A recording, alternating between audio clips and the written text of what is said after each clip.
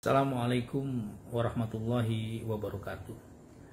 Sesi kita kali ini ingin sedikit membahas sebuah gagasan penting dari seorang profesor di Universitas Temple di Amerika, Profesor Ismail Raji Al-Faruqi, seorang cendekiawan muslim yang kebetulan menjadi guru besar di beberapa perguruan tinggi di Amerika, termasuk juga di Kanada, di Pakistan, dan dia menetap terakhir di Universitas Temple di Amerika.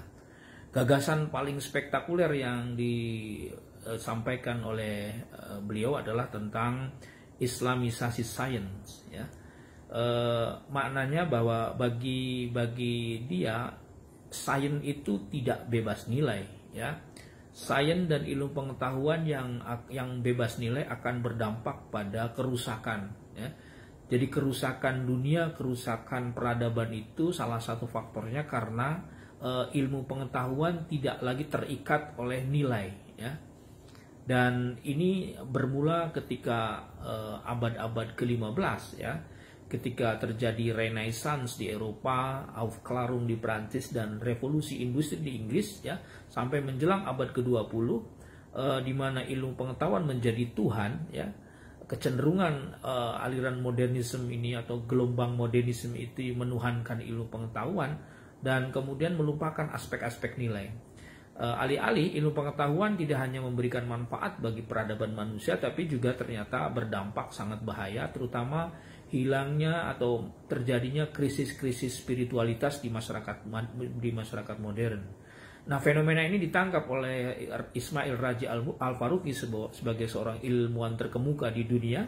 Pentingnya membuat sebuah konstruksi bahwa ilmu pengetahuan itu harus kembali kepada nilai. Sains itu harus diikat dengan nilai. Kalau dalam konsep dia, ilmu pengetahuan itu esensinya adalah nilai itu sendiri, dalam Islam itu sendiri, dan esensi dari ilmu pengetahuan menurut dia adalah tauhid. Ya. Jadi konsepnya yang sangat populer tentang Islamisasi sains ini dikaitkan dengan bahwa keilmuan harus maju, keilmuan itu akan memberikan dampak maslahat bagi peradaban kalau diikat dengan kekuatan-kekuatan teologis, ya, kekuatan-kekuatan tauhid. Nah, ini saya kira pandangan ini memang bukan pandangan yang baru. Jauh sebelum itu, misalnya tahun 1939, ya, Albert Einstein, seorang fisikawan dunia, pada tahun 1939 juga menggagas hal yang sama walaupun mungkin dalam setting yang berbeda. Ketika beliau berpidato di sebuah perguruan tinggi di Princeton University di Amerika pada 1939 di depan para fisikawan, dia mengatakan bahwa science without religion is blind. Bahwa ilmu pengetahuan yang tidak didasari oleh nilai-nilai keagamaan itu akan menjadi buta. Ya. Dan begitu juga sebaliknya, religion without science is lame. Jadi agama nilai yang tidak di backup dengan kekuatan ilmu pengetahuan juga akan mengalami kepincangan. Nah, gagasan antara Einstein dan Ismail Raji Al-Faruqi ini ada titik temu, ya, walaupun mungkin lagi-lagi settingnya memang berbeda. Sebagai seorang ilmuwan fisika dunia, Albert Einstein menyadari betul bahwa teori-teorinya tentang fisika yang dikembangkan itu ternyata kalau tidak di backup dengan kekuatan spiritualitas akan menjadi bahaya besar bagi dunia. Ya. Oleh karena itu dia merasa perlu bahwa di ilmu pengetahuan itu harus dibentengi dengan nilai-nilai spiritual. Bagi kedua tokoh ini, baik Ismail Raji Al-Faruqi maupun Einstein, ilmu itu tidak free value, ya, tidak bebas nilai, tapi harus ikat dengan nilai.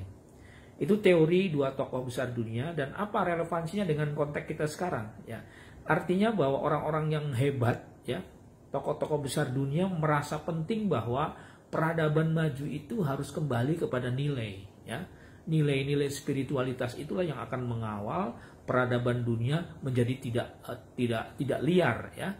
Ilmu pengetahuan, teknologi, sains yang tidak di backup dengan kekuatan-kekuatan spiritual akan menjadi ilmu pengetahuan yang liar dan tanpa nilai, sehingga manusia mengalami kegamangan dalam konteks dunia modern ini. Oleh karena itu, saya kira apa yang digagas oleh Ismail Raji Al-Faruqi, ya, sebagai seorang ilmuwan terkemuka, begitu juga Albert Einstein, ini patut kita jadikan sebagai inspirasi buat kita bahwa ke depan apapun profesinya, apapun keilmuan kita, apapun disiplin kita, harus kembali kepada nilai, kepada agama.